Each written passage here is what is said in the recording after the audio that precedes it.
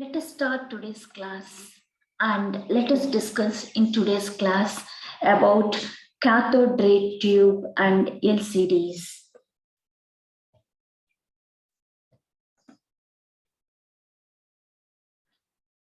So coming to cathode ray tube, when displaying large quantities of alphanumeric data, the readout system makes use of CRT, most commonly known as CRT. Conventionally, cathode ray tubes form the basis of cathode ray oscilloscope and television systems. For generation of characters on the CRT, the generation system of characters on CRTs needs relative simple electronic circuitry. So as we all know that some crystalline materials such as phosphor have property of emitting light when exposed to radiation. This is called fluorescence characteristic of the materials. These fluorescent materials continue to emit light when even after radiation exposure is cut off. The length of time during which phosphorescence occurs is called the persistence of the phosphor. The screen of CRT is coated with phosphor. When electron beam strikes the CRT screen, a spot of light is produced on the screen. The phosphor absorbs the kinetic energy of the bombarding electrons and emits energy at a lower frequency in a visual spectrum. The intensity and brightness can be realized with different grayscales, and the display can have different colors depending on the phosphor used in the screen. Generally, the phosphor is chosen to be white or green. So a typical CRT display has easy facilities for the control of digit size by control of deflection sensitivity of system. The number of characters displayed can be changed with the help of time shared deflection and modular circuits.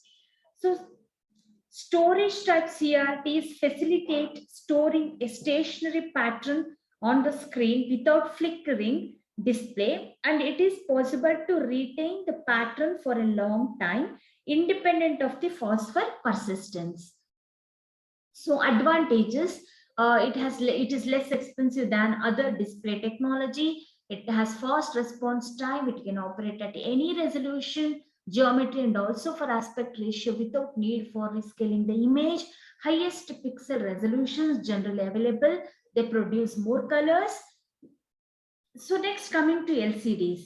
See, another type of display are liquid crystal displays that are used in similar applications where LEDs are used. The applications of LCDs are display of numeric and alphanumeric characters in segmental and dot matrix displays. So the liquid crystal display has the distinct advantage of having a low power consumption than the LED. It is typically of the order of microwatts for the display in comparison to the some order of milliwatts for LEDs. So low power consumption requirement has made it compatible with MOS integrated logic circuit.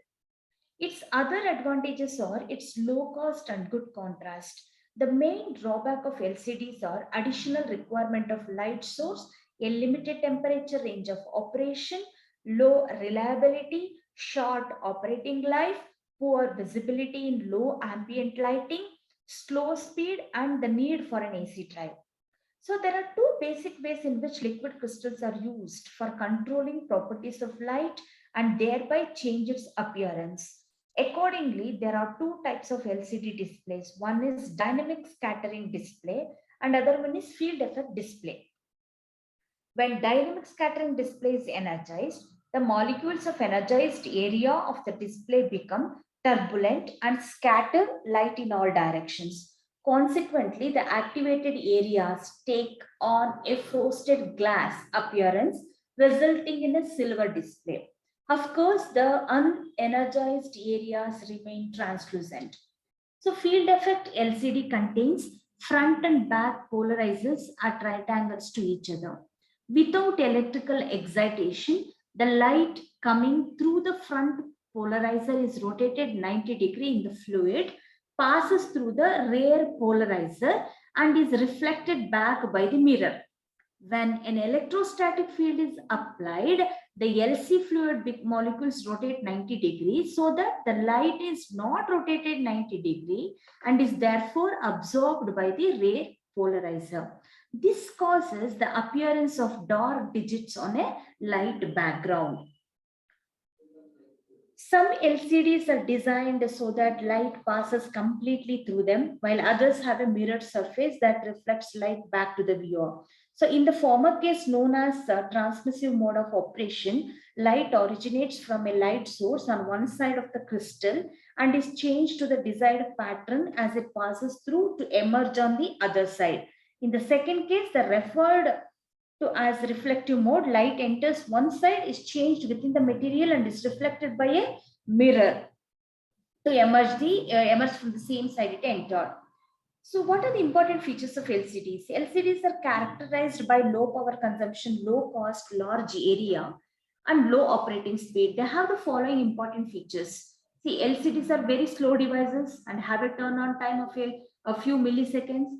And as the LCD light source for a reflective LCD is the ambient light itself, the only power required is that needed to cause turbulence in the cell, which is very small, typically 1 microwatt per centimeter.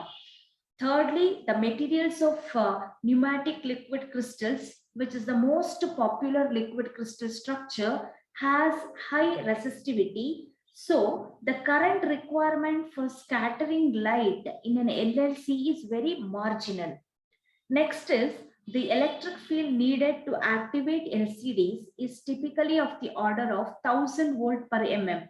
This is equivalent to an LCD terminal voltage of 10 volts when the NLC layer is 10 micrometer thick. Unlike LED displays, which are usually quite small, liquid crystal displays can be fabricated in almost any convenient size. The maximum power consumed for a typical LCD used in electronics equipment is about 20 microwatts per segment or 140 microwatt per numeral when all 7 segments are energized. So comparing this value to about 400 milliwatts per numeral for a LCD display, most LCDs are prone to premature failure if operated with DC potentials. Hence, an AC square wave drive is usually used.